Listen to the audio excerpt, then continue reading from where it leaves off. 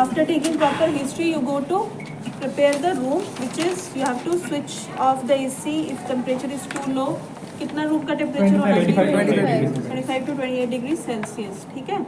उसके बाद after switching on the radiant warmer you have to switch it on the manual mode with 100% heater output, and later on you shift to the servo control mode when the baby is delivered.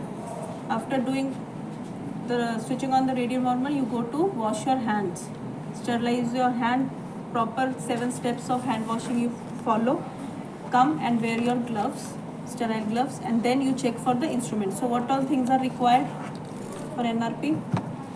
To towel ये लगेगा 2 cotton sheets जिनको कि pre warm करना है. So you have to pre warm these linen sheets. ठीक है.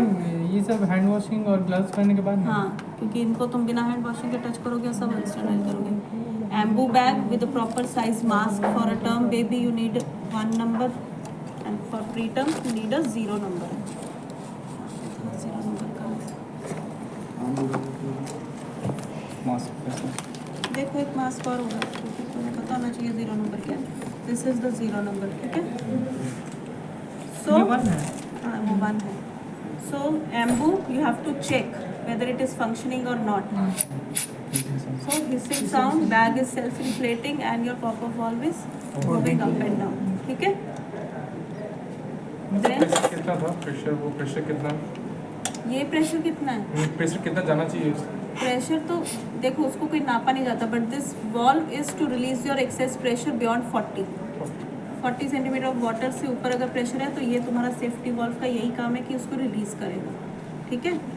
Then you need a stethoscope, you need a suction catheter and obviously the suction source. Suction source से कितना प्रेशर आना चाहिए? 80 to 100, not beyond 100. Cord clamp, sterile blade और scissors to cut the cord, sterile gauze pieces and cotton, vitamin K and syringe to give vitamin K, and roll shoulder roll. ठीक है. So all this instrument checklist is being done. Now you are ready to receive the baby. So now the baby is delivered. After this project. क्या है? Cord नहीं okay था. इससे भी chest rise.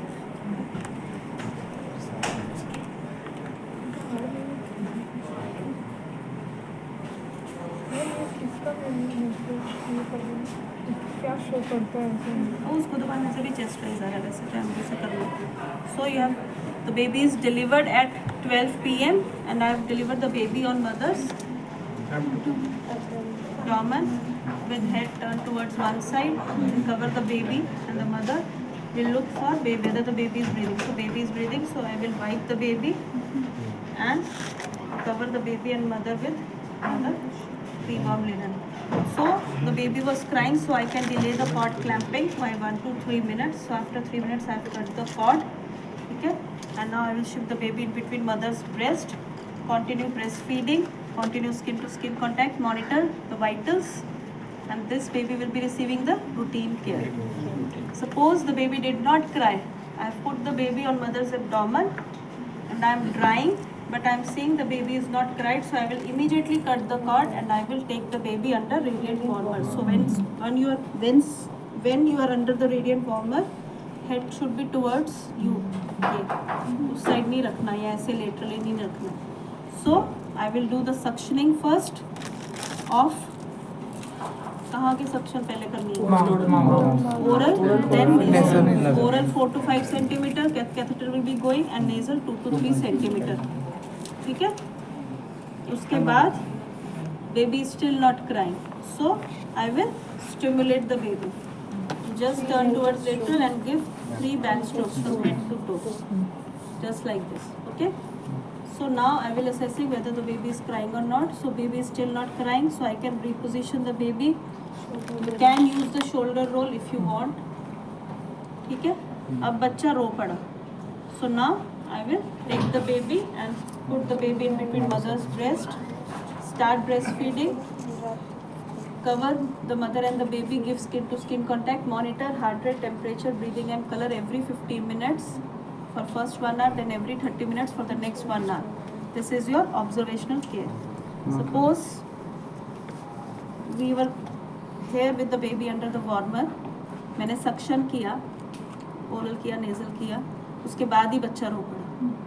Then you again have to shift the baby to mother breast. Initial steps का मतलब ये नहीं है कि तुम बाकी 2 steps भी करोगे irrespective कि बच्चा रो दिए. अगर बच्चा पहले स्टेप में रो पड़ा है तो उसको मदर के पास दे दो. नहीं रोया then proceed to the next step. Next step में के बाद नहीं रोया, थर्ड स्टेप रो पड़ा तो मदर के पास. सो ऐसा ज़रूरी नहीं है. ऐसा तो हो ही सकता है प्रैक्टिकल सिनेरियो में कि तुम लेकर आए बच्चे को. कई बार ये भी होता है कि बच्चे को इधर लेकर आए, तुमने बस हल्का सा सक्शन लगाया है या बच्चा रो पड़ा. Nothing else to do. Baby will receive the observational care. जब भी बच्चा रो पड़ेगा पहले मदर के पास लेकर जाएंगे during your initial steps and brief, क्योंकि उसके बाद जब एम्बो आएगा तब तो वो उधर भी जाएगा ना. Suppose now the baby did not cried after initial steps of resuscitation. When you are coming for NRP, I will be giving you the case scenario. ठीक है. Suppose इसको ये आया मेरे पास, इसको मैंने बोला कि you have been called for the delivery, now proceed. जब इसको proceed करना है तो he will be proceeding from the start, checking the history, checking the temperature of the room, instruments, hand washing, then he will proceed. Suppose ये आया उसके बाद, इसको मैंने बोला कि इसी बेबी का इनिशियल स्टेप्स हो चुका है but he did not cry, now you proceed. So now what will you do? Initial steps हो गया, हमने भी इनिशियल स्टेप्स यहाँ कर लिया. So baby did not cry, what is your next step? So you will do the ambu and mask. Obviously if अगर मैंने इसको सिर्फ इतना ही बोला है कि बच्चा इनिशियल स्टेप्स हमने कर चुके हैं इस पे, baby did not cry, now how will you proceed? He can ask me one question, what which is important. मैंने तो उसको सिर्फ इतना बोला है कि देखो ये बच्चा डिलीवर हुआ था, इनिशियल स्टेप्स इसके हो गए हैं बट बच्चा नहीं रोया, अब तुम क्या करोगे? टर्म है कि because you need to connect oxygen और not, you have to decide upon the gestation. So term baby है, मास्क ऑब्वियसली रखा होगा.